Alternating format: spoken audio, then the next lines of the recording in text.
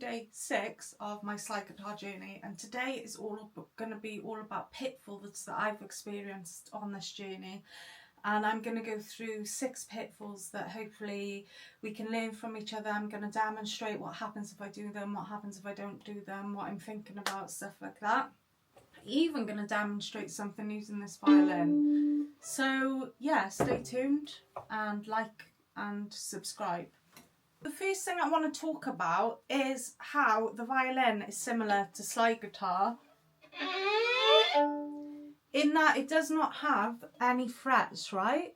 So maybe you would think that the guitar and the violin are quite different, but when it comes to slide guitar, they're very similar in that they're both fretless instruments. What that means is you need to train your ears really, really well. So I'm going to show you how I do that now. What I'm going to do now, how I'm training my ears, I'm listening to this drone. Okay, you can go on YouTube or anywhere to get a simple drone. I'm using the key of E because I'm in open E tuning. And then we're going to take it nice and slow. And you're going to imagine the note in your mind, okay? And this is an E. So remember, if I'm on the fret and I'm just playing normal guitar, it doesn't matter where my finger is within that fret. On a slide, it's a completely different matter. Even if I move it just slightly, it can make a world of difference with regards to the pitch, okay? So listen.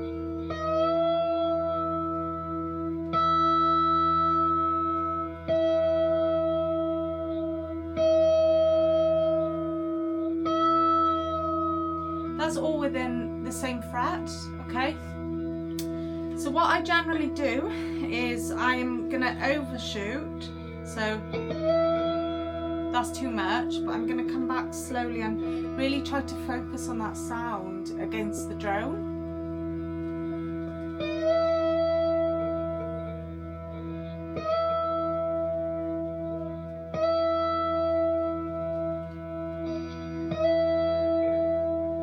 Even like a millimetre of movement can make such a big difference with intonation when it comes to slide guitar. And then once I'm happy with that sound and I've got it locked in and the position locked in, I'm going to practice doing vibrato just to hear it.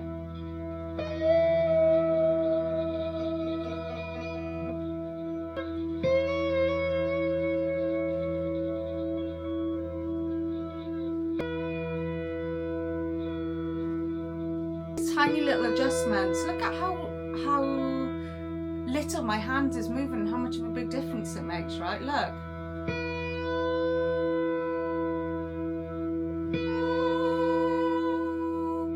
And generally with slide guitar, well, in my opinion, I'm trying to emulate the sound of a singer's voice, right? So if we have a phrase like so this can help with your ear, okay, in general, not only with this guitar. So sing a phrase like and then try to copy it. So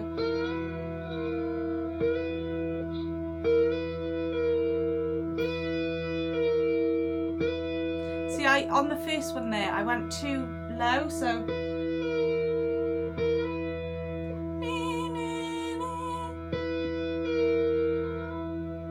tiny movement. So that's the first tip, is you really, again, I'm not teaching, but I'm sharing what I've learned. So I want to focus, I like to focus a lot on intonation, especially with slide guitar, because the tiniest micro movements can make such a difference.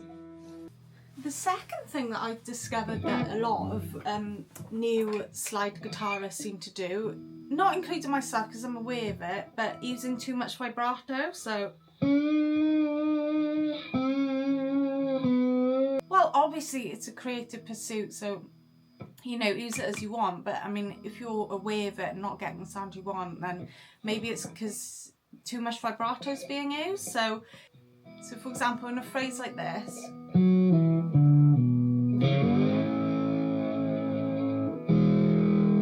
I think it sounds better than doing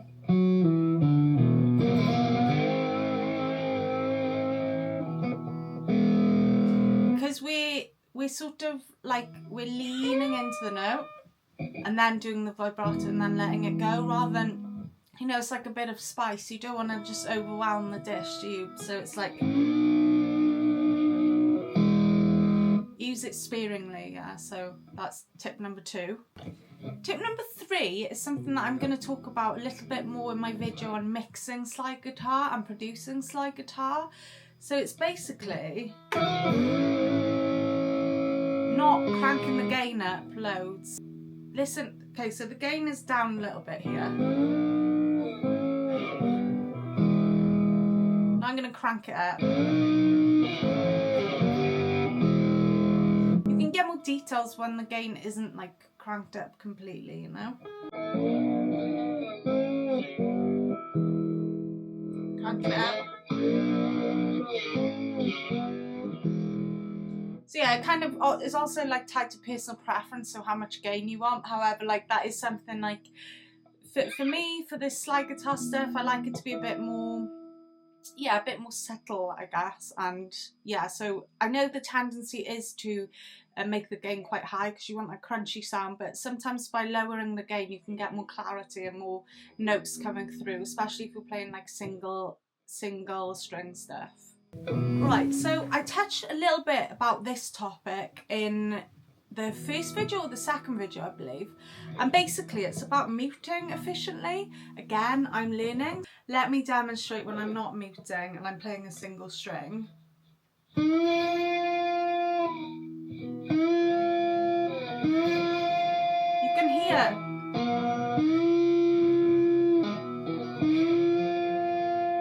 can hear loads of different overtones within that single note.